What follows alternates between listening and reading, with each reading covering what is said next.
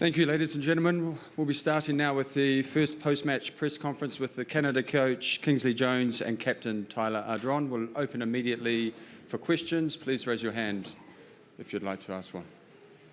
Thank you. Kingsley, 47-0 down half-time. You're down to 14 men. What did you say at half-time to produce what's a fairly brave performance in the second half? Yeah, I think, good evening, everyone. I thought that the way the Springboks started took us by surprise. Certainly the pace, physicality, we couldn't deal with. But there was a lot of thinking to do there in the sheds at half-time. We lose a lock in the first 15. He's not too bumped up. It's just return to play.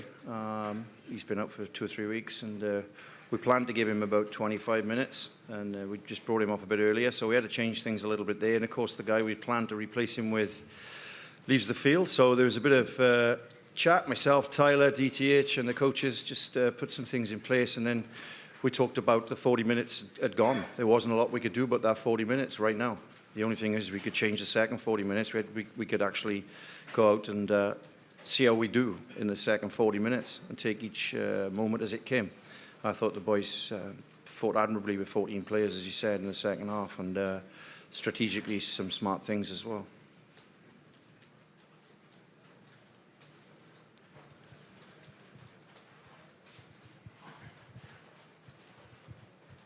Coach, although the results have not gone your way so far at this tournament, can you at least just explain how important it is to play these teams and to help build your team for the future and future events like this?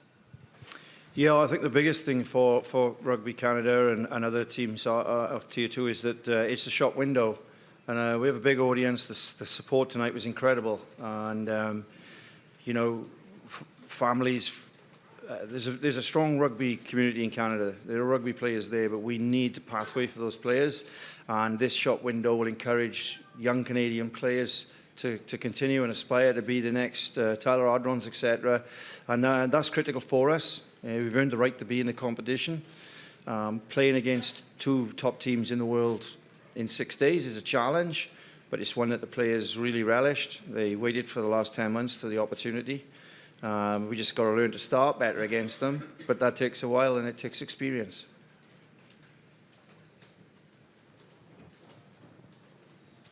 Roosevelt, here we are in the front. Thank you.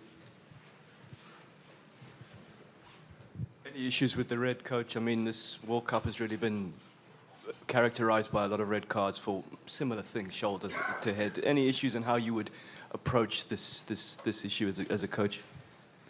Well, I think there's initial contacts with the shoulder, but as the cliche goes, I need to see it properly. But if there is contact with the head, we all know with the shoulder, then it's a card, and that's out of the referee's hand, particularly with TMOs, etc. Now, so.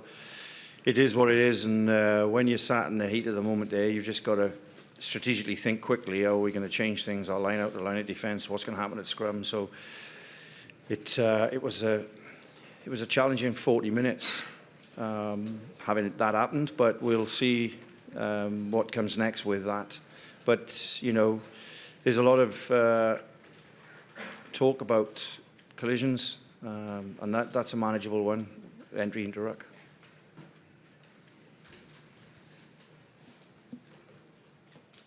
Another question? May I have a question in Japanese? Okay.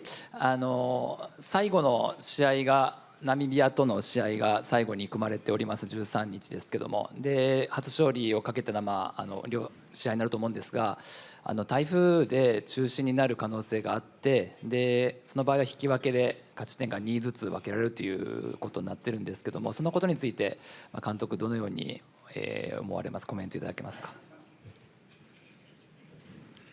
The first thing you have to learn in my job is to concentrate on the controllables, because there's so many uncontrollables. So we'll be looking ahead, obviously planning. We've planned for this game for a long while. There'll be a lot of rest and recovery. I think it's going to come down to the legs of the guys on Sunday. We seem pretty fit and well in the change room at the moment. We'll have a catch up with the medical in the morning. It's always better to indicator 12, 14 hours after the game. But as far as the hurricane is concerned, or typhoon, well, I don't know. I can't control that, so we'll just turn up and see what happens.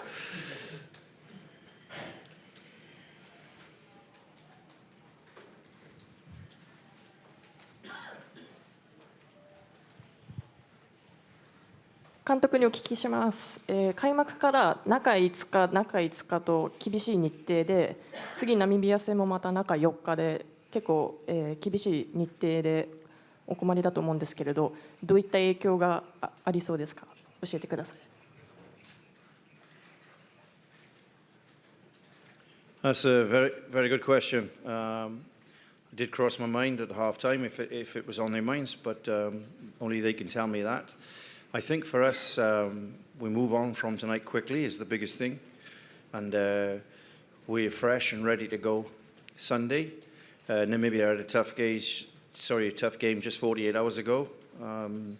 So it's been consistent throughout the tournament for teams. South Africa just played a few days ago as well, and that's what it is. We've got to deal with that. It will have an impact. Obviously, playing quick turnarounds is not the same, but we're lucky to have 3 games under our belt before we face that short turnaround. So we're quite positive about it, and hopefully we'll be refreshed over the next 4 days, ready to go.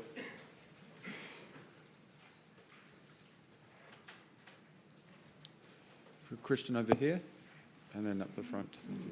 すみません、日本語でお願いします。キャプテンに聞きたいんですが、試合の後に南アフリカのキャプテンと一緒にファンサービスをしていて、そういう光景にすごい日本のファンが新鮮な喜びというかを感じているんですけれども、どういう思いがあってやったのか教えてください。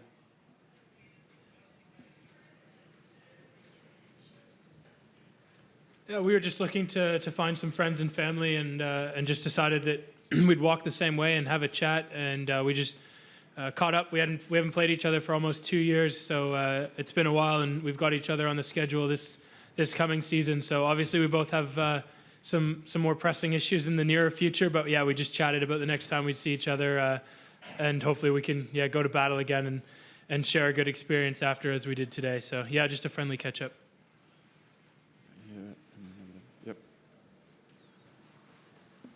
A question for Tyler. Every time Canada gets a ball in any of its games, you hear the crowds cheer. How much has that support meant for the players throughout this tournament? It means a lot. Actually, one of the things we said at halftime was we've got that support from the crowd, and it almost feels like a home game. So obviously there's a lot of technical things we need to fix up, but the desire and the will is there. So we lean on that crowd a little bit when we do get the ball, and when we're in tough times defending, we like to hear that support coming through. Kingsley, do you need to beat Namibia at the weekend to consider this tournament a success, or is it already a success for you given what you are trying to achieve and moving Canadian rugby forward? Another good question. I think that it would be considered, from my point of view, very successful if we did get the win. But it's about the performance. I think if the boys turn up there and perform very well to their ability, which they have done for big parts of the last 3 games against tougher teams than we're going to face on the weekend, then we have every chance of finishing with what we'll see as a successful tour. But it's about the performance really against a team that are a similar level to us, but have played very well in this competition so far. Very well coached. 3 coaches I know very, very well, of course, being Welshmen. So we look forward to it, but up to now, we're pleased with where we are. Lots to work on, lots to build on, and hopefully it'll end well for us.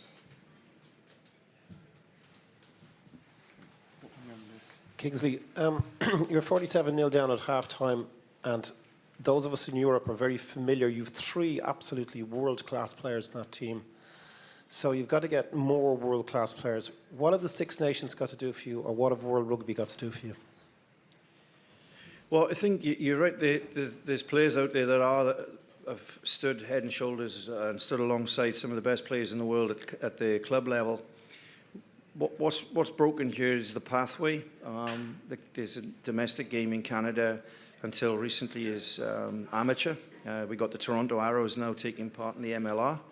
which is a pathway for young players to be able to get an opportunity to be in a daily training environment, albeit that's 5 months of the year.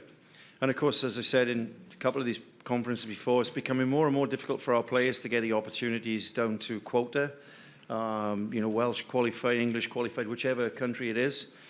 But when they're given the opportunity, they've taken it. And, as I say, the man sitting next to me is a case in point that has been given an opportunity in Super Rugby, and he's been a standout player. And DTH Van der Merwe, Jeff Hansler, they've all done very well in their relative competitions. Peter Nelson has been a very good player for us too, who's been able to play professional rugby since he was 16, 17 at Ulster. We talk about training age, we talk about 3 months training together. Professional rugby players now, if you're 30 years old, you've been doing it 15 years, Well, that's a difficult one because how many nations are we going to have? The relegation discussion. I've been fortunate, played against Georgia and Russia, Romania. I've been involved in that tier competition. And it would be nice to have a pathway, but how you would work that pathway out, because simple relegation promotion, I'm not sure that's the right answer either.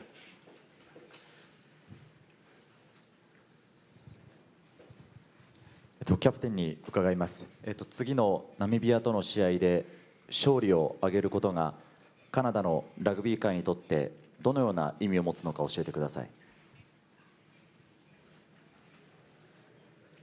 I agree with you. A win would be very big. It's what we're targeting, and it's what we're going to prepare our best for. So we'll throw everything we've got at it. Short turnaround, but we've got no excuses. We'll put everything we can out on the field next week. We've got time for one more question, if there is one. No? Okay, thank you very much, Tyler. Thank you, Kingsley. Thank you all. We're starting with the South Africa press conference very shortly. Thank you.